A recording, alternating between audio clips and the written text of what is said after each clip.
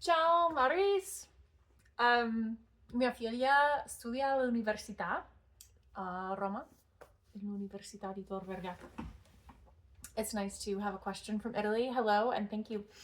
So yes, to answer your question, when you are playing some of the scales in music, do you use the same fingering patterns as those fixed flats, as like the patterns that I teach in my scale lessons? I would say generally yes. When you can, yes, absolutely. I would say stepping back, like the rule is you don't want your thumb on a black key. That's what you do with scales. You don't want your thumb on a black key, and you got to fit everything around that.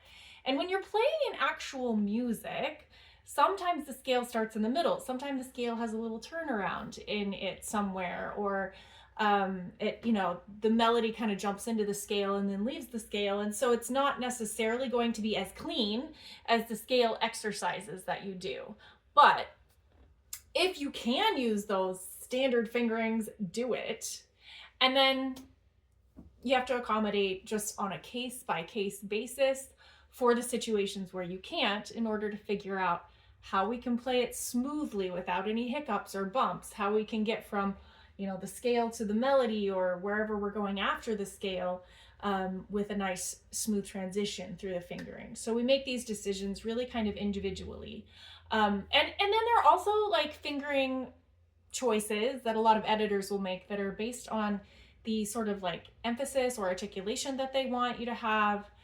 So every once in a while you might say fingering that seems a little funny, but there's a reason, because they want an accent on a certain note, or they want to avoid certain problems that come with fingering, which I'm not going to get into all of that because that's like a whole thing.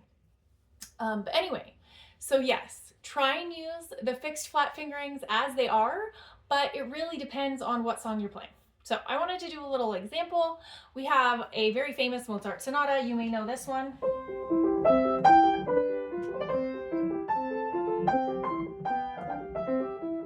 In the second part of it, when we get that melody coming back, we're in a flat scale like passage. Okay, so when we come back to it in the recapitulation of the song, it's an F major, which has one flat.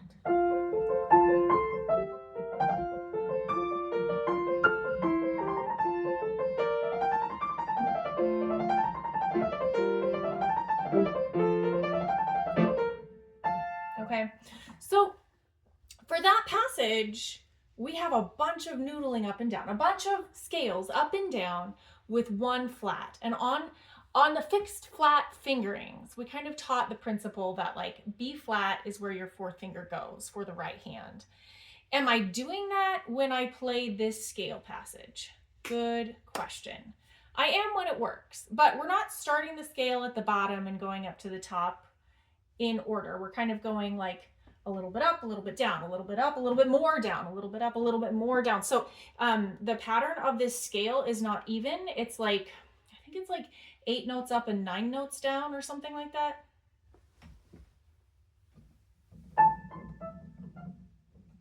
Sorry. Yeah, so we're going, it's a full octave, but then we go 1 note past it when we're coming down. So it's like 8 notes up, 9 notes down, 8 notes up, 9 notes down. That's a very specific situation for this particular scale passage. And because of that, we only have 5 fingers. We're going to have to pick our pattern to add up to 9 on the way down and to add up to 8 on the way up.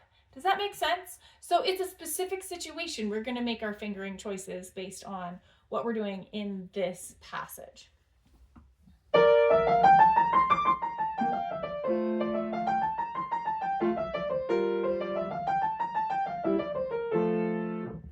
And so for this one, we're kind of starting in the middle of the scale. It's an F major scale, but we're starting on a D. So we're starting on the 6th scale degree. So it's already a little bit wonky.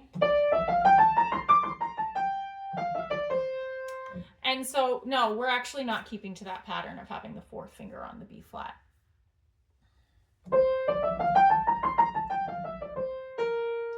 we do in one of the times up we have the fourth finger, and then we put the 2 on the B flat. So it really just kind of depends on the situation.